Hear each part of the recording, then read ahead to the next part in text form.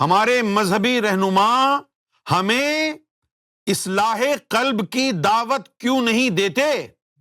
ہمیں بتاتے کیوں نہیں ہیں کہ اصلاح قلب کیا ہے؟ ہمیں صرف یہی کیوں بتاتے رہتے ہیں کہ نماز ایسے پڑھو، قرآن ایسے پڑھو، وضو ایسے کرو، امامہ ایسے باندھو، داڑھی ایسے رکھو؟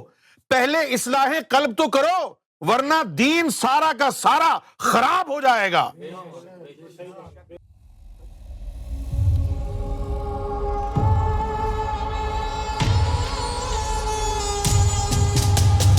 اب ہمارے دین میں 72-73 فرقے بن چکے ہیں۔ بہت سے مسلمان کہتے ہیں کہ بھئی اس کی پیش گوئی تو نبی پاک صلی اللہ علیہ وسلم نے کر دی تھی کہ 72-73 فرقے بنیں گے، تو یہ تو ہونا ہی تھا، لہٰذا اس میں پریشانی کی کیا بات ہے؟ پریشانی کی بات تو ہے، لیکن آپ کی بات کا جواب یہ ہے کہ حضور نے یہ بھی فرمایا تھا کہ جو سود لے گا وہ میرا امتی نہیں ہے، وہ جہنم میں جائے گا۔ جب حضور نے فرما دیا کہ تم نے جہنم میں جانا ہے تو پریشانی کی کیا بات ہے؟ دیکھو میرے بھائی، کوئی دین ایسا نہیں آیا دنیا میں کہ جس میں ایک وقت مقررہ پر آ کر فرقہ نہ بنا ہو۔ ایک مخصوص عرصے کے بعد ہر دین میں بگاڑ پیدا ہوا ہے۔ دین میں بگاڑ پیدا ہونا ہی تھا کیونکہ دنیا میں ہر طرح کے لوگ ہیں نا، مومن بھی ہوں گے، منافق بھی ہوں گے، کافر بھی ہوں گے، شاطر چالاک لوگ بھی ہوں گے، دین کی تعلیمات میں گڑبڑ کرنے والے۔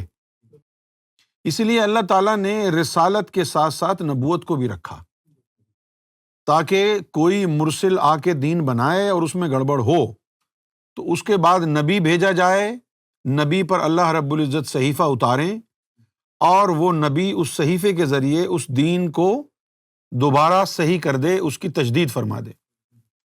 تو اب نبوت کا جو سلسلہ اللہ تعالیٰ نے شروع کیا، اس سے پتہ چلتا ہے کہ اللہ تعالیٰ کی بھی انفارمیشن میں یہ بات ہے کہ دین میں بگاڑ پیدا ہوگا، تبھی تو اس کے سدھار کے لیے انہوں نے نبوت کو رکھا ہے۔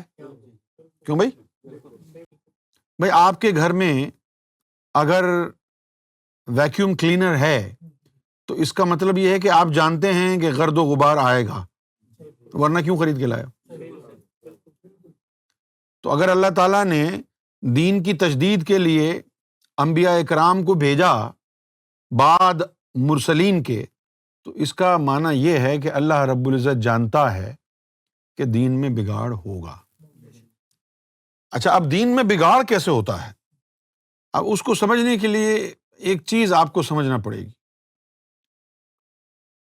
اگر کسی کا دماغ خراب ہو تو کیا اس کو اسکول، کالج، مدرسے بھیجنا چاہیے؟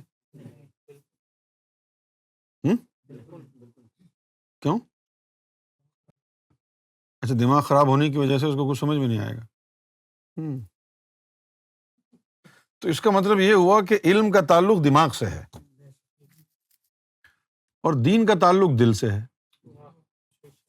اس لیے اللہ تعالیٰ دین کی فقہ قلب کو عطا فرماتا ہے، اور جو ظاہری علم ہے، ظاہری علم، اس کا تعلق انسان کے دماغ سے ہے۔ دماغ، علم، زبان۔ تو علم کا تعلق دماغ سے ہے۔ جیسے کہ ابھی آپ نے کہا کہ اگر کسی کا دماغ خراب ہو تو اسکول، مدرسے میں بھیجنے کی ضرورت نہیں ہے، اس کو کچھ سمجھ میں نہیں آئے گا۔ تو معلوم یہ ہوا کہ علم کا تعلق دماغ سے ہے نا۔ اچھا، جو بھی علم ہے، آپ کوئی کتاب پڑھیں، کوئی لیکچر سنیں، مولانا کی تقریر سنیں، کچھ بھی کریں، احادیث کا درس سنیں، قرآن کی تلاوت سنیں، جو بھی علم آپ کے دماغ میں جائے گا، زبان پر آنے سے پہلے وہ دماغ سے دل میں جائے گا اور دل سے زبان پر آئے گا۔ اب آپ نے کوئی بھی علم پڑھا، جب وہ علم دل سے گزرا اور دل میں ہے شیطان،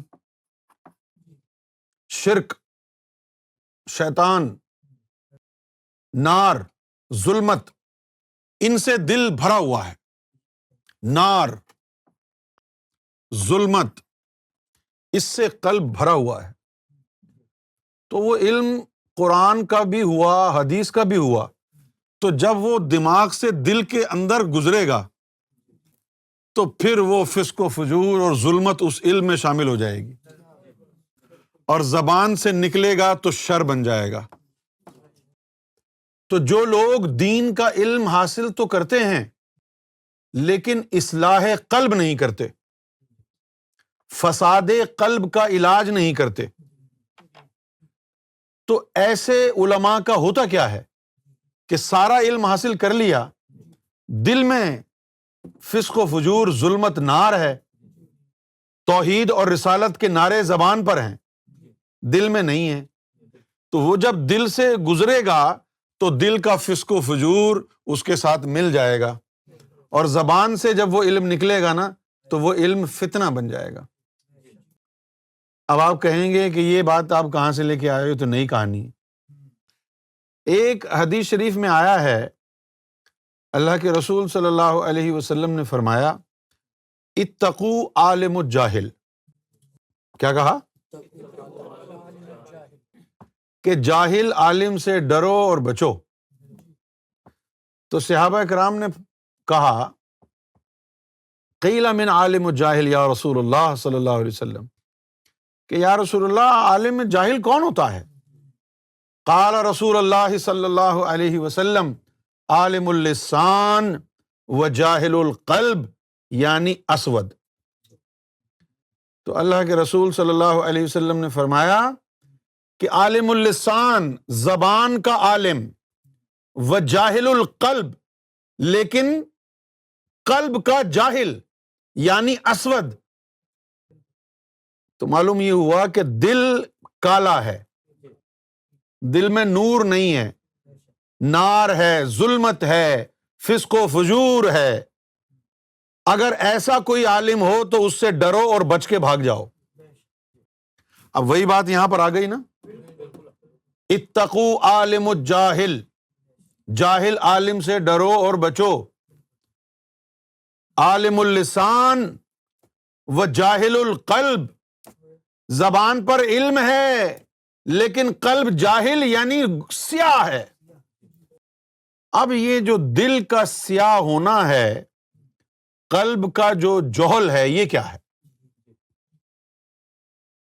ایک دفعہ نبی پاک صلی اللہ علیہ وسلم نے اپنے صحابہ کرام کو نصیحت کرتے ہوئے فرمایا کہ جب کوئی انسان گناہ کرتا ہے تو کرامن کاتبین اس کا جو گناہ ہے، اس کی جو بدی ہے، برائی ہے، وہ اس کو کتاب میں لکھ لیتے ہیں، اور اس کے ساتھ ساتھ اس کے دل پر ایک سیاہ نقطہ بھی لگا دیتے ہیں سزا کے طور پر۔ کتاب میں کیوں لکھتے ہیں؟ اعمال نامے میں، کہ اس کے نبی کو ضرورت پڑی تو کتاب منگا کے دیکھ لے گا کہ میرے امتی کی کتاب میں کیا گناہ اور کیا ثواب لکھا ہے۔ لیکن اگر اللہ کو پوچھنا ہوا تو اللہ تعالیٰ کتابوں کو نہیں دیکھتا ہے، اللہ تعالیٰ دل کو دیکھتا ہے، اللہ تعالیٰ دل کو دیکھتا ہے۔ ایک حدیث شریف میں آیا کہ اللہ تعالیٰ نہ تمہاری شکلوں کو دیکھتا ہے نہ تمہارے عملوں کو دیکھتا ہے، سمجھے نا، بلکہ وہ تمہارے قلب اور وہ تمہاری نیت کو دیکھتا ہے۔ ان اللہ لا ينظر الى صورکم واعمالکم ولکن ينظر الى قلوبکم ونیاتکم۔ نہ وہ تمہاری شکلوں کو دیکھتا ہے نہ عملوں کو دیکھتا ہے، وہ تمہارے قلب اور تمہارے نیت کو دیکھتا ہے۔ اب چونکہ اللہ نے دل کو دیکھنا ہے، اس لیے سزا کے طور پر کتاب میں بھی لکھا اور دل پر ایک سیاہ نقطہ بھی لگا دیا۔ تو پھر اللہ کے رسول نے فرمایا کہ گناہوں کی کثرت سے ایک دن ایسا آتا ہے کہ سیاہ نقطوں کی زیادتی ہوتی ہے اور دل بالکل سیاہ کالا ہو جاتا ہے، اور جب دل سیاہ ہو جائے تو اس وقت نصیحت اثر نہیں کرتی۔ تو صحابہ کرام نے پوچھا کہ یا رسول اللہ، ایسی اگر نوبت آ جائے کسی پر تو وہ کیا کرے؟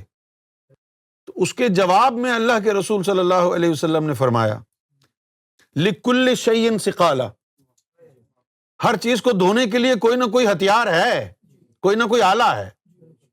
لکل شیء ثقالہ، ہر چیز کے لیے کوئی نہ کوئی سکالہ ہے، کوئی دھونے کا آلہ ہے. سقالۃ القلوب ذکر اللہ، اور دلوں کا جو سقالہ ہے وہ اللہ کا ذکر ہے. تو جو فساد قلب جو بپا ہو جاتا ہے اس کا علاج اللہ کے ذکر میں ہے، کہ جب دل کی دھڑکنوں میں اللہ کا نام ملتا ہے، اللہ کی ضربیں لگتی ہیں، نور کا رگڑا لگتا ہے، نور بننا شروع ہو جائے گا. وہ نور ان سیاہ دھبوں کو مٹائے گا. ایک وقت آئے گا کہ اللہ کی ضربوں سے تیرا دل بالکل جو سیاہ تھا وہ دوبارہ چمکدار ہونا شروع ہو جائے گا، اس میں اللہ کا نور آ جائے گا. تو علم حاصل کرنے سے پہلے دل کو چمکانا ضروری ہے، ورنہ جو بھی علم حاصل کیا جب وہ دل سے گزرے گا تو وہاں کی نار، ظلمت، فسق و فجور، شرک، شیطان اس کے ساتھ مل جائیں گے، اور پھر آمیزش والا علم زبان سے نکل کر فتنہ پیدا کرے گا. جب بھی کسی دین میں ایسے عالم آ گئے کہ جن کی زبان عالم اور دل جاہل تھا تو فرقہ واریت پیدا ہو گئی. تو فرقہ واریت کہاں سے پیدا ہوئی؟ قلب کی ناپاکی سے فرقہ واریت نے جنم لیا. اب دیکھیے قرآن نے کیا کہا. قرآن کہتا ہے وَلَا تُطِعْ مَنْ أَغْفَلْنَا قَلْبَهُ عَنْ ذِكْرِنَا، کہ ہرگز پیروی نہ کرنا ایسے لوگوں کی کہ جن کے قلب کو ہم نے اپنے ذکر سے غافل کر رکھا ہے. قرآن میں لکھا ہے سورہ کہف میں آیت نمبر 28 ہے، وَلَا تُطِعْ مَنْ أَغْفَلْنَا قَلْبَهُ عَنْ ذِكْرِنَا. فرقہ واریت نے جنم لیا جب ہمارے دل سیاہ ہو گئے. اچھا، ابھی چند روز پہلے ہم جنید جمشید بھائی شہید کی جو ہے نعت سن رہے تھے. وہ نعت سنی آپ نے؟ کیا کہہ رہے تھے؟ میرا دل بدل دے، میرا دل بدل دے، میرا دل بدل دے. یہی دعا کر رہے تھے کہ اے مولا دل بدل دے، کیونکہ سارا کا سارا دین دل سے وابستہ ہے. دل خراب ہے تو دین خراب ہے، اور دل صاف ہو گیا تو ہمارا دین درست ہو گیا. اور پھر اللہ کے رسول صلی اللہ علیہ وسلم نے کیا فرمایا؟ اے بنی آدم، تیرے جسم میں گوشت کا ایک لوتھڑا ایسا ہے کہ اگر اس کی اصلاح ہو جائے تو پورے جسم کی اصلاح ہو جاتی ہے، اور اگر وہی فساد میں مبتلا ہو تو پورا جسم فساد میں مبتلا رہتا ہے. یاد رکھ وہ تیرا قلب ہے. اب بتائیے ہمارے جو مذہبی رہنما ہیں وہ ہمیں کہاں لے جا رہے ہیں؟ ہمارے مذہبی رہنما ہمیں اصلاح قلب کی دعوت کیوں نہیں دیتے؟ ہمیں بتاتے کیوں نہیں ہیں کہ اصلاح قلب کیا ہے؟ ہمیں صرف یہی کیوں بتاتے رہتے ہیں کہ نماز ایسے پڑھو، قرآن ایسے پڑھو، وضو ایسے کرو، امامہ ایسے باندھو، داڑھی ایسے رکھو؟ پہلے اصلاح قلب تو کرو، ورنہ دین سارا کا سارا خراب ہو جائے گا. سب سے پہلا کام اصلاح قلب ہے، سب سے پہلا کام. اللہ نے کہا ہے یہ. اللہ تعالیٰ فرماتا ہے وَمَن يُؤْمِن بِاللَّهِ يَهْدِي قَلْبَهُ، کہ جو کوئی بھی ایمان باللہ پر قائم ہو جائے تو کیا ہوگا؟ یہدی قلبہ، اللہ اس کے قلب کو ہدایت دے گا. اب ذرا دیکھیے قرآن مجید کی روشنی میں ہم کو یہ پیغام ملتا ہے کہ وَلَا تُطِعْ مَنْ أَغْفَلْنَا قَلْبَهُ عَنْ ذِكْرِنَا، ایسے لوگوں کی پیروی نہ کرو جن کے قلب کو ہم نے اپنے ذکر سے غافل کر رکھا ہے. تو کسی عالم کی پیروی کرنے سے پہلے ہمیں یہ جاننا ہوگا نا کہ اس کا قلب اللہ کا ذکر کرتا ہے یا نہیں کرتا ہے. یہ کتابیں بعد میں کھولنا، پہلے یہ ثبوت دینا ہوگا کہ قلب اللہ کا ذکر کرتا ہے یا نہیں کرتا. کتنی کتابیں پڑھی ہیں، کتنے دورے حدیث کیے ہیں، یہ بعد میں بتانا، پہلے قلب کی طہارت کا ذکر ہوگا. پہلے قلب کی طہارت کا ذکر ہوگا، کیونکہ جس کا قلب برباد ہے اس کا دین برباد ہے. جس کا قلب غیر حاضر ہے اس کی نماز ہی نہیں ہوتی. اللہ کے رسول صلی اللہ علیہ وسلم نے فرمایا کہ لا صلاۃ الا بحضور القلب، قلب کی حاضری کے بغیر نماز نہیں ہوتی. اور جب تم لوگوں نے اصلاح قلب کو فراموش کر دیا اور سب کچھ عبادات کی ادائیگی پر، روکھی سوکھی عبادتوں پر اپنے دین کی عمارت تعمیر کر لی، تو پھر شیعہ، سنی، وہابی اور بریلوی بنتا گیا. جب دوبارہ اصلاح قلب ہو جائے گی، دل میں اللہ کا نور آ جائے گا، نور ایمان، شمع توحید قلب میں جاگزی ہو جائے گی، تو پھر دل تم کو گمراہ نہیں ہونے دے گا. پھر تمہارا دل اللہ کی 2 انگلیوں کے بیچ میں آ جائے گا. تمہارا قلب اللہ کی 2 انگلیوں کے بیچ میں آ جائے گا جب تمہارا قلب اللہ کے ذکر سے منور ہو گیا. آج کتنے عالم ہیں کیا کہتے ہیں؟ شیعہ، سنی، وہابی، دیوبندی، بریلوی، کبھی نور اور بشر کا جھگڑا، کبھی علم غیب کا جھگڑا. کوئی کہتا ہے حضور کو علم غیب ہے، کوئی کہتا ہے نہیں ہے، کوئی کہتا ہے حضور نور ہیں، کوئی کہتا ہے حضور بشر ہیں، کوئی کہتا ہے کہ حضور حاضر و ناظر ہیں، کوئی کہتا ہے کہ حضور حاضر و ناظر نہیں ہیں. اور ہم یہ کہتے ہیں کہ حضور کی بات بعد میں کرنا، تم کون ہو یہ جانو پہلے. تم کون ہو؟ قرآن تمہارے بارے میں کیا کہتا ہے؟ قرآن میں جو مومنوں کی صفات ہیں کیا وہ تم میں ہیں؟ یا تم میں وہ صفات ہیں جو منافقین کی بیان ہوئی ہیں قرآن میں؟ پہلے اپنے آپ کو جاننا ہے. من عرف نفسہ فقد عرف ربہ. تو نے کتابیں پڑھ لی، بڑی بڑی لائبریریوں میں چلا گیا، مدرسوں میں چلا گیا، سیاستہ پڑھ لی، قرآن مجید کی 10 تفاسیر پڑھ لی، سب کچھ کر لیا، اور تو نے اپنی پہچان تو کی نہیں. رب تو ملے گا ہی نہیں تجھے کتابیں پڑھنے سے. کیوں نہیں ملے گا؟ کیونکہ اللہ کے رسول نے فرمایا ہی ایسا ہے.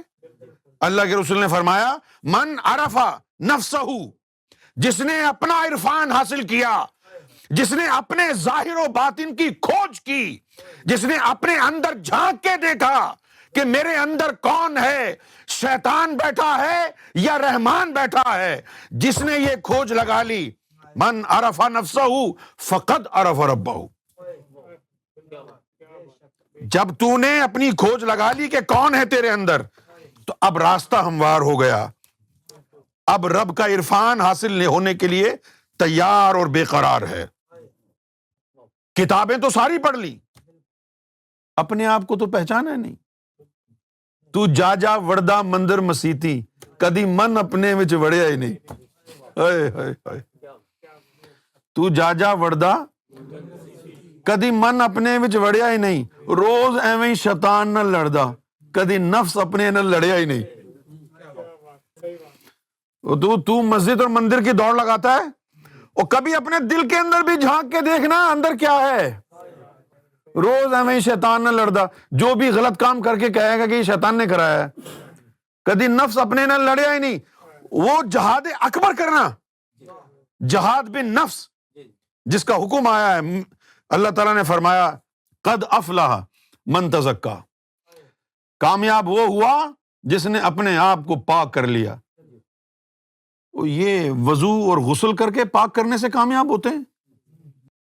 یہ غسل، نہانا دھونا، ہاتھ منہ دھونا، یہ تو کافر بھی کرتا ہے. کیا وہ کامیاب ہو گیا پانی سے وضو کر کے، غسل کر کے؟ نہیں. اندر کو پاک کرنا ہے، اندر کو دھونا ہے. وضو کر لے شوق شراباں دا، تیرے اندر باہر پلیتی ہے، وہ اندر کو دھونا پڑے گا نا. کوئی بھی دھلا دھلایا پیدا نہیں ہوتا ہے. جب تو پیدا ہوگا اس دنیا میں تو تیرا قلب سنوبر ہوگا. کیا ہوگا؟ اب سنوبر کیا ہوتا ہے؟ اب کوئی بچہ پیدا ہوتا ہے تو اس میں سدھ بدھ نہیں ہوتی. کوئی بچہ پیدا ہوا، ابھی پیدا ہوا، وہ بچہ یعنی لیٹا ہوا ہے. اب اگر اتنے میں کوئی آگ لے کے آ جائے تو بچہ تو ویسے ہی بیٹھا رہے گا، لیٹا رہے گا. کوئی سانپ آ جائے، بچہ تو ویسے ہی لیٹا رہے گا. کوئی گاڑی آگے سے آ رہی ہوگی، کیا آپ سمجھتے ہیں بچہ ڈر کے بھاگ جائے گا وہاں سے؟ بچہ تو سدھ بدھ ہے ہی نہیں نا اس میں. جس طرح بچہ پیدا ہوتا ہے کوئی سدھ بدھ نہیں ہوتی ہے نا، اسی طرح تمہارا قلب ہے، اس کو قلب سنوبر کہتے ہیں، اس میں کوئی سدھ بدھ نہیں ہوتی ہے. بچہ جب بڑا ہوتا ہے اس کو سکھاتے ہیں، سمجھاتے ہیں، آہستہ آہستہ اس کو چلاتے ہیں، اس کو ہاتھ منہ دھونا سکھاتے ہیں، اس کو ٹیبل پر بیٹھنا سکھاتے ہیں، کھانا پینا سکھاتے ہیں. تو آہستہ آہستہ اس کی تربیت ہوتی رہتی ہے نا. پھر بڑا ہوتا ہے تو اس کو آداب آ جاتے ہیں. اسی طرح یہ جو قلب سنوبر ہے اس کو بھی سکھانا پڑے گا نا. یہ قلب سنوبر میں جب اس میں ذات اللہ کا نور جائے گا، نور قرآن جائے گا تو اس میں سدھ بدھ پیدا ہوگی، اس میں سدھ بدھ پیدا ہوگی. پھر جیسے ہی تو نماز کے لیے کھڑا ہوگا یہ فوراً تیرا جو قلب ہے وہ اٹینشن ہو جائے گا کہ یہ تو نماز کے لیے کھڑا ہو رہا ہے، میں بھی. پھر جیسے ہی تو قرآن مجید پڑھنا شروع کرے گا وہ تیرا قلب فوراً متوجہ ہوگا، ارے یہ تو قرآن پڑھ رہا ہے، میں اس کا ساتھ دیتا ہوں. تیرے ہر کام میں پھر تیرا قلب تیرا ساتھ دے گا. پھر جب تیرے ہر کام میں، ہر عمل میں، ہر نیکی میں، ہر کام کار ثواب میں جب قلب تیرا ساتھ دے تو اسی کو عمل صالح کہا جائے گا. جب ہر کام میں قلب ساتھ دے گا تب وہ عمل صالح ہوگا. ہر نیکی کا عمل صالح نہیں ہے، نہ جانے تیری نیت کیا تھی اس عمل کے پیچھے. عمل صالح وہ ہوگا جس کے پیچھے سچا دل اور سچی نیت ہوگی. کیونکہ اللہ کے رسول نے فرمایا کہ انما الاعمال بالنیات، ہر عمل کا دار و مدار نیت پر ہے، اور نیت پاک تب ہوگی جب قلب پاک ہوگا. یہ ہے جڑ فرقہ واریت کی، اور یہ ہے نشانی عالم جاہل کی، عالم سو کی. سمجھ گئے آپ؟ اب عالم حق کی تشریح کرنی ضروری ہے نا، کیونکہ ساری دنیا میں سارے عالم تو جاہل نہیں ہے نا. کچھ عالم حق والے بھی ہیں نا، کچھ علماء حق بھی ہیں. سرکار گوھر شاہی نے فرمایا کہ جو عالم حق ہے تو اس کی طرف تو پشت کرنا بھی گناہ ہے. سرکار گوھر شاہی نے فرمایا جو عالم حق ہے، جو عالم حق ہے اس کے سامنے تو پشت کرنا بھی جو ہے وہ گناہ ہے. اور عالم حق کے لیے سرکار گوھر شاہی نے یہ بھی فرمایا کہ جو بھی عالم حق ہوگا وہ خلیفہ رسول سمجھا جائے گا، کہ یہ اللہ کے رسول کا خلیفہ ہے، عالم حق. اب عالم حق کا کیا اسپریچول ایکویژن ہے یہ ذرا دیکھتے ہیں. یہ ہو گیا قلب، عالم حق کا قلب. عالم حق کے قلب میں اللہ کا ذکر ہو رہا ہے، اللہ اللہ اللہ اللہ، ہر وقت اللہ کا ذکر ہو رہا ہے، دائمی ذکر اللہ.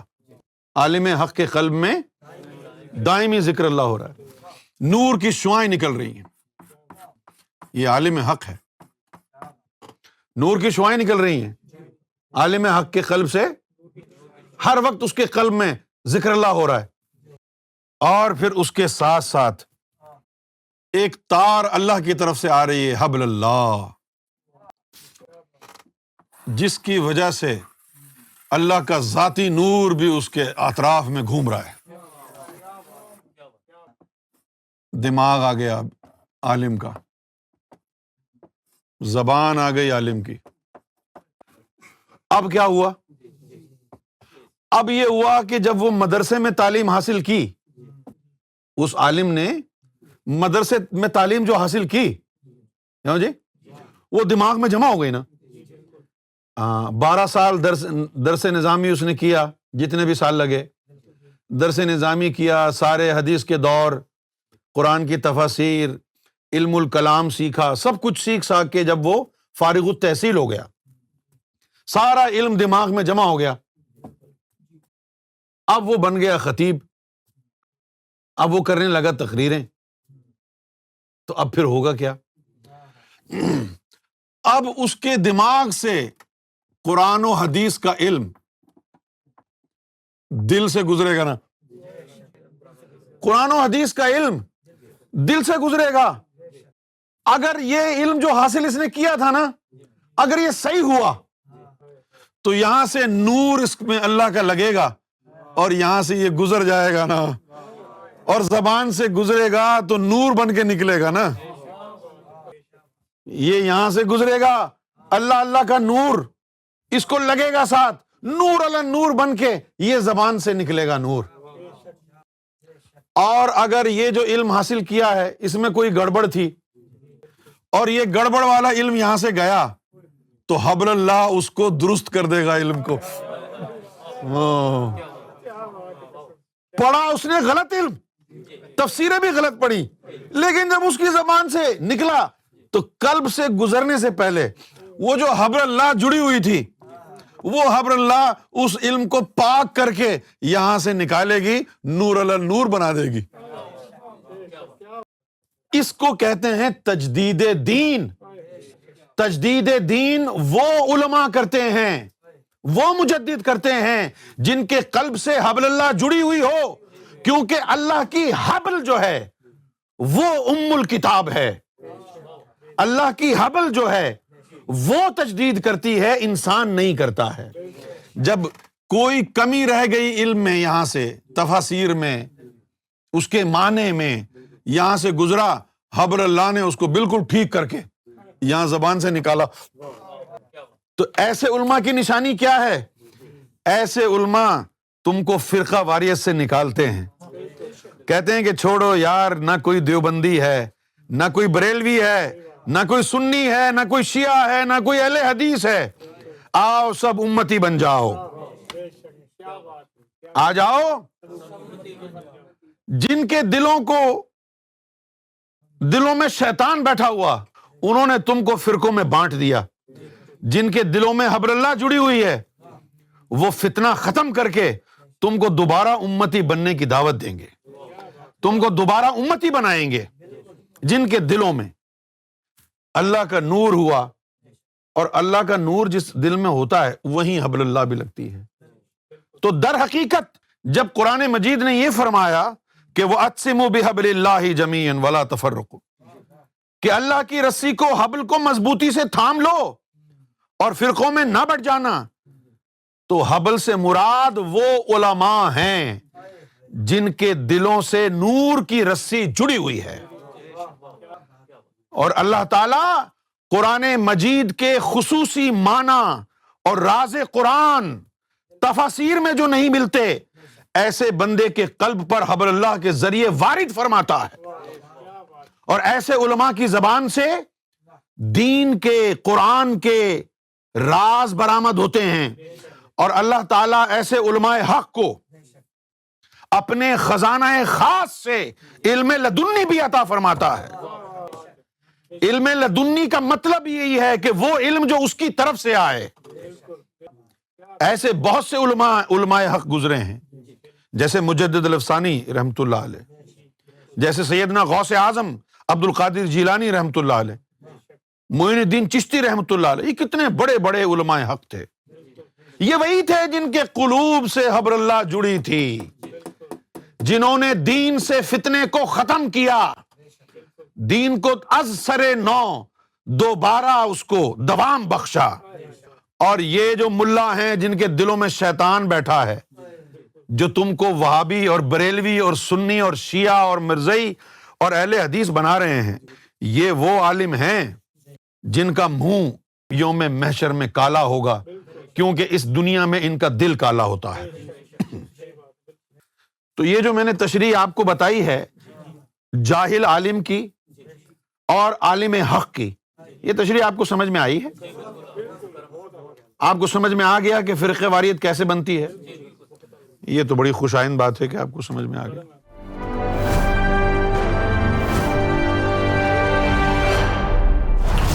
TV, bringing light, love, and peace in your life.